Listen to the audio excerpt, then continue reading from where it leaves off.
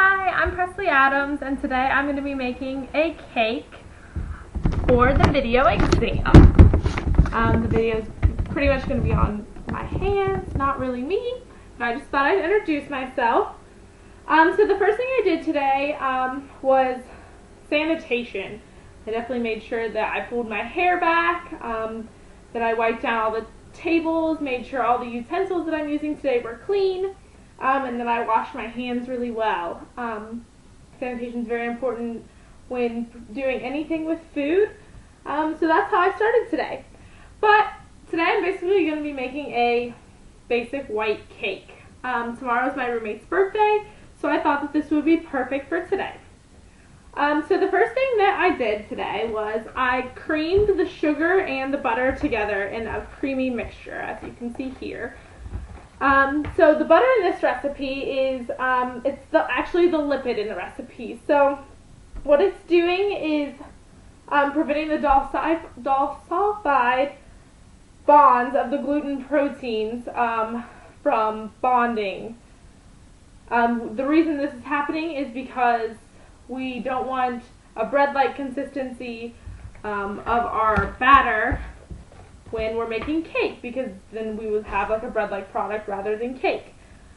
And so then I mixed the butter with the sugar. The sugar in this recipe is pretty much just a sweetener. It's also going to add some texture and some volume, but its main property is going to be sweetening the dough. So then what I did was I actually beat the eggs. There was 2 eggs in this recipe. I beat the eggs together and added vanilla to those. The vanilla and the eggs are also more just structural components of this recipe.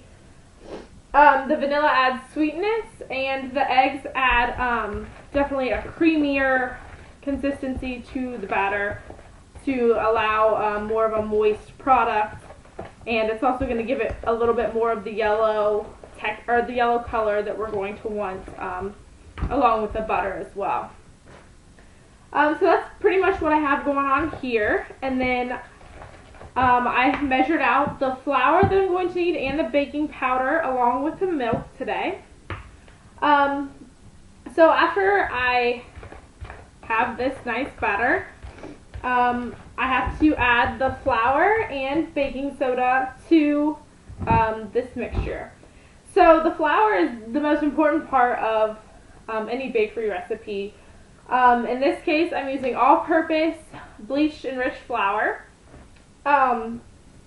It's bleached so that the gluten can form faster in the flour.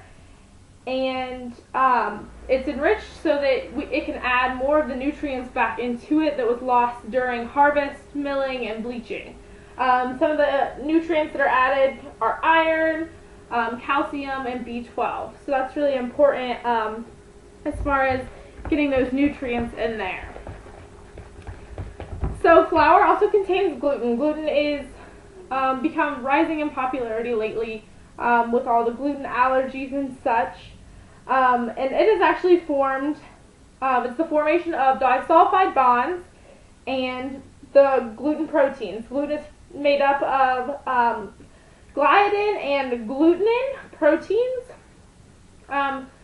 Those proteins link together, and there is actually the sulfide bonds on each end of those chains.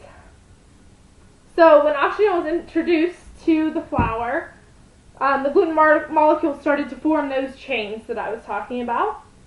But like I said when I was talking about the butter, since this is a cake product and not a bread dough, we actually don't want too much formation of the gluten. So that's one of the properties of the butter that's adding to this recipe, because again, we don't want a bread-like consistency when we're making cake. So then, after the flour, I added the baking powder to my flour mixture. In this flour mixture, so I have the flour and the baking powder. In this recipe, the baking powder is the leavening agent, which is really important in bakery products because we do want them to rise. What it's doing is creating CO2 bubbles and giving the cake its fluffiness at the end. So it's really important for consistency and allowing the dough to rise.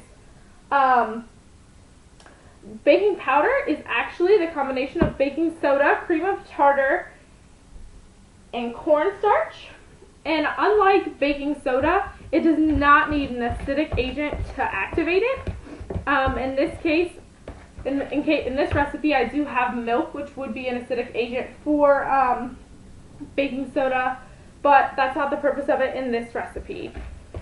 So that's what the baking powder and the flour are doing for this cake. So I'm just going to go ahead and add it to my recipe. Since I'm making cake, I definitely want this to be more of a batter rather than like a stiff dough, which the milk is added last, and that's definitely going to help provide that battery texture that we want. So I have to mix this all together here. Got to make sure I mix it really good so that we get all of the ingredients distributed evenly and have a really tasty product. It is going to be pretty stiff after I add all this flour, just because the milk has not been added yet.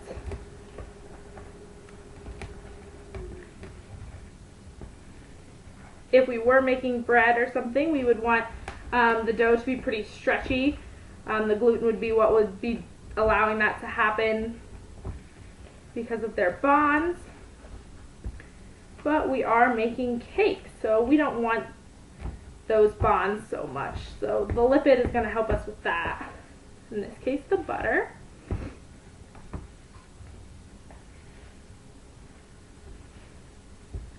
So now that I have that mixed together pretty well, the last thing I have to add is my milk. The milk in this recipe, like I said before, is not acting as an acidic agent.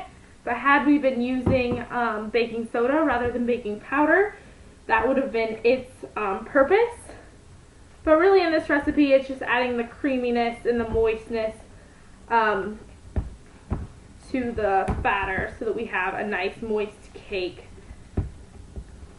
rather than a stiffer dough. So once I get this all mixed in here, that's really it. That is the methodology of my cake tonight, and I really hope that it turns out yummy for my roommate's birthday. Thanks for watching. Bye.